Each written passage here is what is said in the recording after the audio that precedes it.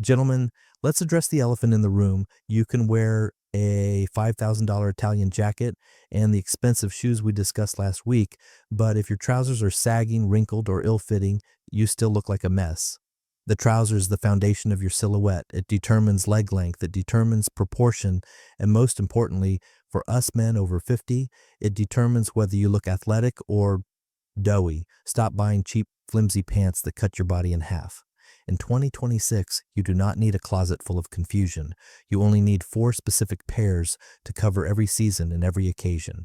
From the rugged weekend denim to the sartorial masterpiece of the Gurkha, these are the only 4 trousers you will ever need. Let's get dressed. Item 1. The old money standard, gray wool flannel. We begin with the absolute king of the male wardrobe. If you look at photos of Gianni Agnelli, King Charles, or practically any style icon over the age of 50, you will notice one common denominator: gray flannel trousers. Why is this specific fabric the gold standard? It comes down to one word: drape. Most modern trousers sold in department stores are made of thin, lightweight cotton or cheap synthetic blends. These fabrics are weak, they cling to your calves, they bunch up at the knees, and they flutter in the wind like a flag. They highlight every imperfection of your lower body. If you have skinny legs, which often happens as we age, cheap pants make them look like matchsticks. If you have heavy legs, they make them look like sausages. Wool flannel is different. It is heavy. It has substance. It obeys gravity. When you put on a pair of high-quality wool flannel trousers, they do not cling, they hang. They fall in a perfectly straight architectural line from your hip bone down to your shoe.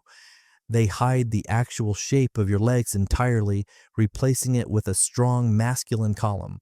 They act as sartorial armor. The aesthetic of fuzz, beyond the weight, we must talk about texture. Flannel has a nap, a fuzzy, soft surface texture. Cheap suit pants are often shiny. Shine reflects light and draws attention to wrinkles and stress points. Flannel absorbs light. The matte finish creates a depth of color that looks incredibly rich and luxurious. It softens your silhouette. When you walk into a room, you don't look stiff. You look comfortable, warm, and approachable. The rules of engagement. To pull this off in 2026, you must follow 3 strict specifications: high rise, capsahao. This is non-negotiable. The waistband must sit at your natural waist near your belly button, not down on your hips. This does 2 magical things. It covers your gut, smoothing out the love handles instead of squeezing them, and it visually elongates your legs by 5 inches. Side adjusters, no belt loops. We want a continuous, unbroken vertical line. A belt cuts your body in half horizontally, ruining your proportions. Side adjusters, those little metal buckles on the hips, allow you to tighten the waist perfectly without breaking the visual flow. It is a custom tailoring detail that screams expensive without a single logo. The single pleat, forget the flat front trend of the 2000s. A single sharp pleat adds a volume to the thigh, giving you comfort when you sit, and creates a vertical line, the crease, that leads the eye down to your shoes. How to wear it. Your target colors are mid-gray or charcoal. These are the canvas of the gentleman. Pair them with the black Chelsea boots we discussed last week and a navy blue blazer. This is the uniform of success. It works for a business meeting, a nice dinner, or a gallery opening. It is formal enough to command respect, but the soft texture of the flannel keeps it from looking like a stiff corporate uniform. Item 2. The daily driver, heavy cotton chino. We move from the boardroom to the street. Item number 2 is the absolute workhorse of your wardrobe, the heavy cotton chino. Now, I need you to purge a specific image from your mind immediately. I'm not talking about the thin beige, flat front office khakis that you bought in a 3-pack at the department store. Those pants are the enemy of style. They wrinkle the moment you look at them. They stain if you spill a drop of water. And worst of all, they have no structure. They just flop. They cling to your calves and knees, highlighting every bit of muscle loss or weight gain. They make you look like a mid-level manager from 1998. The upgrade, heavy drill cotton or cavalry twill. For 2026, we are upgrading to weight. You want a fabric that fights back. You want a cotton that feels almost as thick as denim but looks infinitely more refined. Why? Because structure is the secret to anti-aging fashion. Heavy cotton maintains a clean, straight tube shape. It hides the architecture of your leg. It creates a smooth, uninterrupted line from waist to ankle, making you look solid and grounded. The specs, the power of the pleat. Just like the flannel, we are sticking to a high rise and a single pleat. The pleat is crucial here. Unlike wool, cotton does not stretch. If you wear flat front chinos and you have developed a bit of a prosperity belly or thicker thighs, sitting down becomes a dangerous game. The fabric pulls tight across the crotch, creating unflattering horizontal lines, whiskering that scream, "These pants are too small." A single pleat acts like an accordion. It opens up when you sit, giving your hips and thighs room to breathe, and it snaps back closed when you stand, maintaining that sharp vertical crease. It is practical luxury. The color palette, earth tones, stop buying light beige or stone. It washes you out. It looks like a school uniform. Embrace the colors of the Italian countryside, olive green. This is the most underrated color in menswear. It is the new neutral. It pairs perfectly with navy blazers, gray sweaters, and white shirts. It is rugged but sophisticated. Tobacco/dark khaki, a rich, deep brown tan that looks incredible with denim shirts. Dark navy, a sharper, dressier alternative to jeans. The styling strategy. This is the trouser that bridges the gap. It is too formal for the gym, but too casual for a wedding. That is exactly where we live 90% of the time. This is the perfect partner to your minimalist white sneakers from our previous video. Imagine this: high-waisted olive green heavy chinos, cuffs slightly at the bottom, no break, to show a hint of ankle, your clean white leather sneakers, and a navy polo. You look intentional. You look like an architect on a weekend off. You look like you understand texture and proportion. This is the daily driver because it never fails. It is tough enough to play with the grandkids on the floor, but sharp enough for a lunch date at a nice bistro. Item 3. The Young Spirit, Dark Wash Denim. We arrive at the most controversial item on the list, jeans. There's a prevailing myth in the style world that once you hit 50, you must retire your denim and live the rest of your life in beige slacks. This is nonsense. Denim is the fabric of rebellion. It is the fabric of the worker, the cowboy, and the movie star. Giving up denim is like giving up your vitality. However, the way you wear jeans must evolve. If you wear the same jeans you wore in your 30s, you will look foolish. The 2 traps to avoid: the dad jean. You know this look. Pale blue, stone-washed, shapeless, baggy at the knees and sagging at the rear. It looks like a diaper. It screams, "I mow the lawn and then fall asleep on the couch." The midlife crisis. This is arguably worse. Ripped knees, bleached splashes, decorative stitching on the back pockets, or, God forbid, skinny jeans that cling to your calves like saran wrap. Trying to look 20 only highlights that you are 60. The solution: dark indigo, raw, or one wash.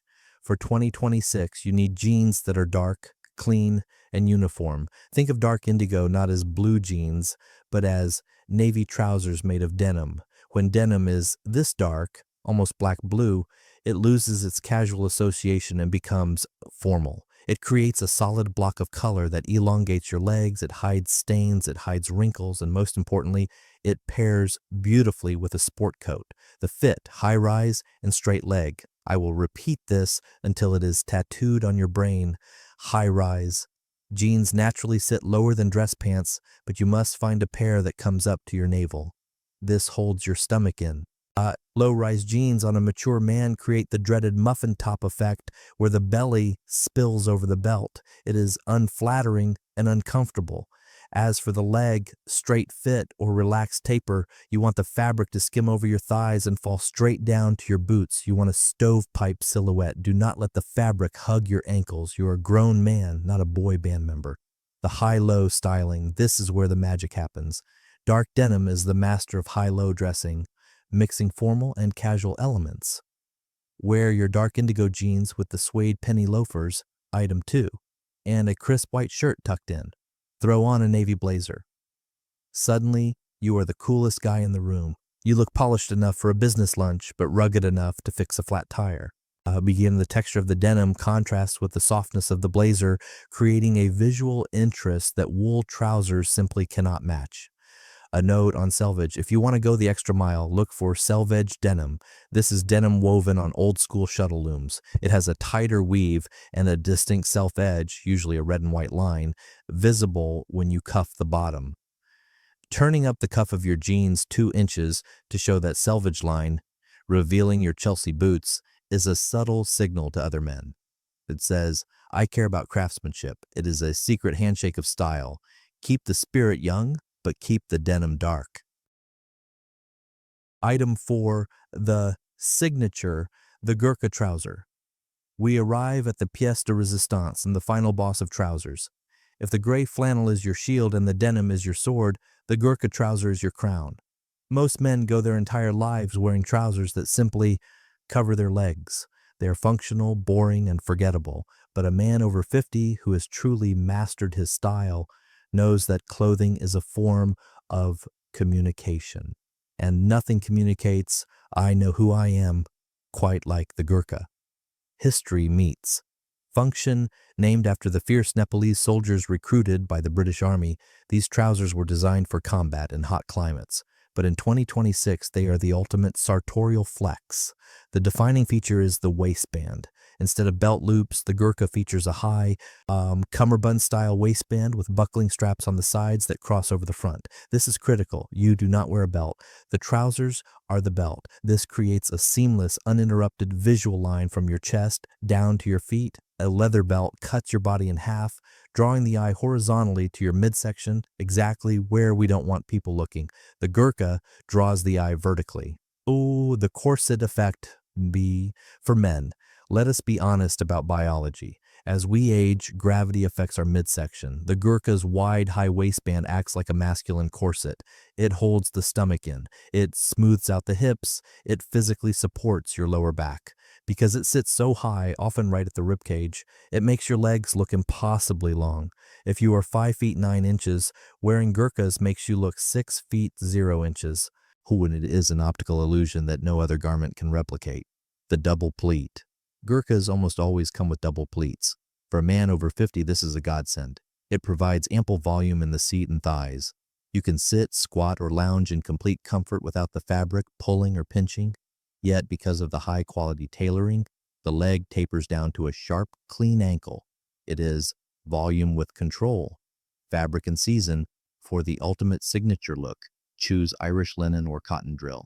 Imagine a pair of cream or khaki linen Gurkhas. Linen wrinkles, yes, but on a Gurkha, those wrinkles look intentional. They look like you have spent the day on a yacht in the Mediterranean. It implies a life of leisure. This is your vacation pant. This is your summer Friday pant. The golden rule of styling. There's only one rule you must obey. You must tuck your shirt in. Wearing a Gurkha trouser with an untucked shirt is a crime. You are hiding the best part of the engineering. Wear a crisp white poplin shirt or a navy polo, tucked in deep. Roll up your sleeves. Slip on your suede loafers. Item 2, no socks or invisible socks. When you walk into a room wearing this, people will not just think you are dressed up. They will think you are interesting. They will assume you have stories to tell. The Gurkha is not for the timid. It is for the man who is ready to graduate from clothing to style. Gentlemen, building a wardrobe is like building a house. If the foundation is weak, the roof will collapse. You now have the blueprints for a solid foundation, the gray flannel for power, the heavy chino for duty, the dark denim for spirit, and the Gurkha for glory. Go to your closet today. Be ruthless. If you see sagging seats, frayed hems, or pants that make you hold your breath just to button them, donate them.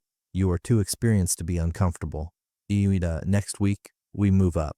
We will discuss the frame of the face, the shirt, from the perfect collar roll to the sleeve length. We will finalize your transformation. Subscribe, hit the bell, and remember, style is not about being noticed. It is about being remembered.